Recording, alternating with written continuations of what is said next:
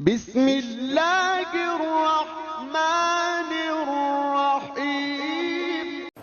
اس کائنات کی ہر مخلوق اللہ کے حکم میں پوری کی پوری جکڑی ہوئی ہے۔ انسان کو یہ تھوڑا سا اختیار دیا ہے، یوں تو انسان بھی پورا کا پورا اللہ کے حکم میں جکڑا ہوا ہے۔ نہ یہ اپنی مرضی سے آیا، نہ یہ اپنی مرضی سے یہاں رہ رہا ہے، نہ یہ اپنی مرضی سے یہاں سے جائے گا۔ یہ کس کے گھر پیدا ہوگا یہ نہیں جانتا، کون اس کے ماں باپ ہوں گے یہ نہیں جانتا، کل کو شادی کے بعد اللہ اس کو اولاد دے گا کہ نہیں دے گا اس کے بس کی بات نہیں ہے، یہ نہیں جانتا۔ بیماری سے بچ جائے اس کے بس کی بات نہیں ہے، بیماری سے باہر نکل آئے اس کے بس کی بات نہیں ہے، موت سے بچ جائے اس کے بس کی بات نہیں ہے۔ تو یوں تو یہ بھی بالکل اللہ کے حکم میں جکڑا ہوا ہے، بس تھوڑا سا اللہ نے اس کو یہ اختیار دیا ہے، کیونکہ اس کے ساتھ اللہ نے جنت اور جہنم کا معاملہ رکھنا ہے۔ اس کے ساتھ اللہ نے جنت اور جہنم کا معاملہ رکھنا ہے۔ یہی وہ اختیار ہے میرے عزیز دوستو جس کی بنیاد پر اللہ نے انسان کو باقی تمام مخلوق سے اشرف بنایا ہے، اور یہ اشرف المخلوقات کہلاتا ہے۔ صرف ایک یہ وجہ ہے، ورنہ تو دیکھو کتنا کمزور ہے۔ اپنی پیدائش کے وقت اس کو تو ہوش ہی نہیں ہوتا۔ اس کے برعکس مچھلی کا بچہ انڈے سے نکلتا ہے فوراً تیرنا شروع کر دیتا ہے، مرغی کا بچہ انڈے سے نکلتا ہے چلنا شروع کر دیتا ہے، بکری کا بچہ تھوڑی دیر میں کھڑا ہو جاتا ہے۔ یہ تو 6 سال تک ہوش پہ نہیں آتا۔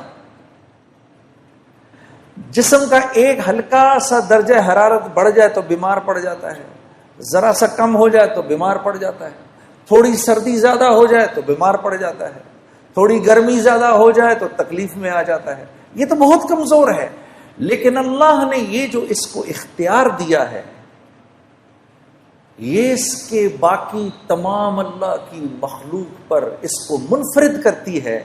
پھر اللہ نے فرمایا فَأَلْهَمَهَا فُجُورَهَا وَتَقْوَاهَا۔ میرے بندے اس بات کو ذہن میں رکھنا کہ تیرے اوپر ہم نے اس بات کو الہام کیا ہے کہ تو صحیح اور غلط کے فرق کو سمجھتا ہے۔ یہ نہیں کہہ سکتے ہم اللہ کو ہمیں پتہ نہیں۔ کچھ چیزیں ایسی ہیں جو انسان جانتا ہے۔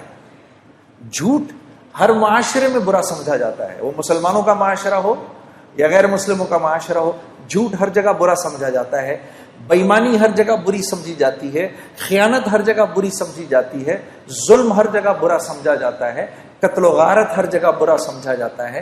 بالکل اسی طریقے سے ہر معاشرے میں سچ پسند کیا جاتا ہے، امانت داری کا مول ہے ہر معاشرے کے اندر، امن و امان ہر معاشرے کی چاہت اور پسند ہے، رحم دلی ہر معاشرے میں پسند کی جاتی ہے۔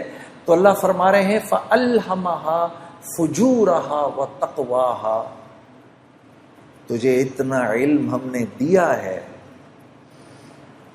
کل ہمیں نہیں کہنا، الہام کیا ہے، اور یہ کرنے سے پہلے اللہ نے 7 قسمیں کھائی ہیں میرے دوستو۔ اللہ کو تو قسم کھانے کی ضرورت نہیں ہے، لیکن کیونکہ اللہ اپنے بندے کی فطرت کو پہچانتے ہیں، قسم کھائی ہے، 7 قسمیں کھائی ہیں، زمانے کی اور وقت کی قسم کھائی ہے، کیونکہ اللہ جانتے ہیں میرا بندہ وقت کی اس کے ہاں قیمت ہے۔ ہم نہیں کہتے میرے پاس وقت نہیں ہے،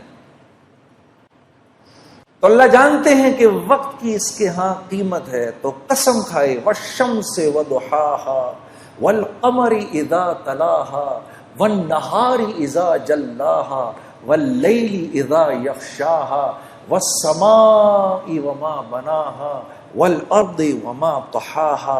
6 قسمیں تو وقت کی کھائیں کہ مجھے سورج کے نکلنے کی قسم، اور پھر چاند کی تمازت کی قسم، اور پھر دن کے اجالے کی قسم، اور پھر رات کے چھا جانے کی قسم، اور پھر اس رب کی قسم عجیب کہ جس نے آسمان کو بنایا اور تخلیق کیا، اور کیا ہی بات ہے اس رب کی، اس کی قسم کہ جس نے زمین کو بچھایا اور پھر ساتویں قسم آپ کی کھائی اور کہا میرے بندے مجھے تیری جان کی قسم، اور اس رب کی قسم جس نے یہ خوبصورت انسان بنایا ہے، فَأَلْهَمَهَا فُجُورَهَا وَتَقْوَاهَا۔ جو اختیار تجھے دیا ہے وہ کسی کو نہیں دیا۔ لو انزلنا هذا القرآن على جبل لرأيته خاشعا متصدعا من خشية الله۔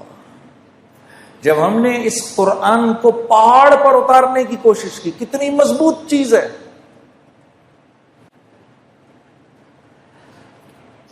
یہ اس پہاڑ کو وہ ہوا نہیں ہلا سکتی جو آگ کو بجھا دیتی ہے، جو سمندر کے پانیوں کو لے کے چلتی ہے، وہ آگ بھی وہ ہوا بھی اس کو اپنی جگہ سے نہیں ہلا سکتی، بڑے بڑے زلزلے بھی پہاڑ کو نہیں توڑ سکتے۔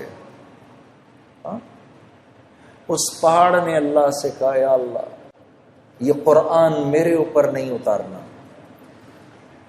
میں تیرے حکم نہیں پورا کر سکتا کیونکہ میں تو تیرے حکم میں جکڑا ہوا ہوں۔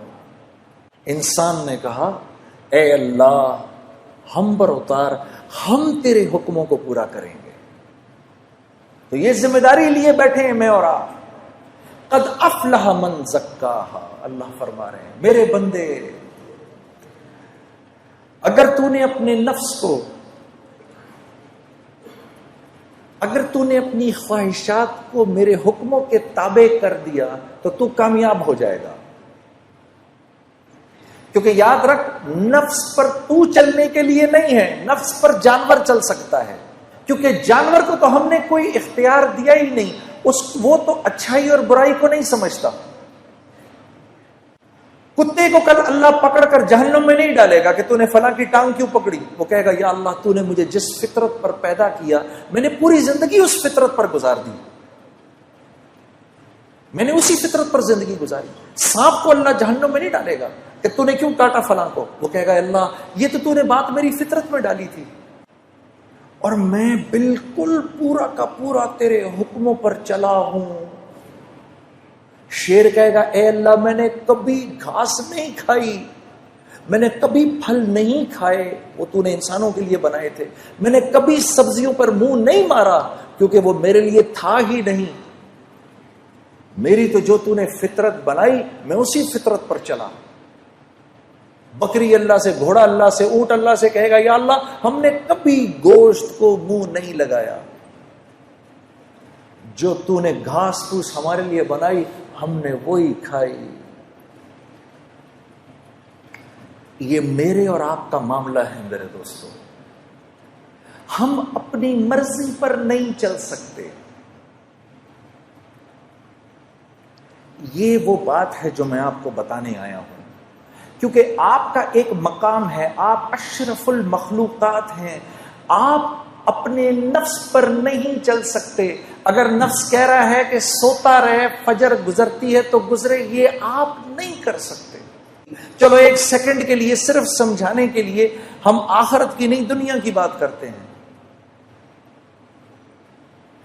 سمجھانے کے لیے۔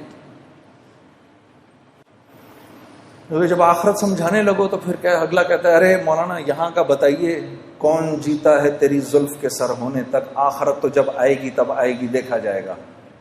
ابھی یہ بتائیں میں دنیا میں خوبصورت زندگی کیسے گزاروں؟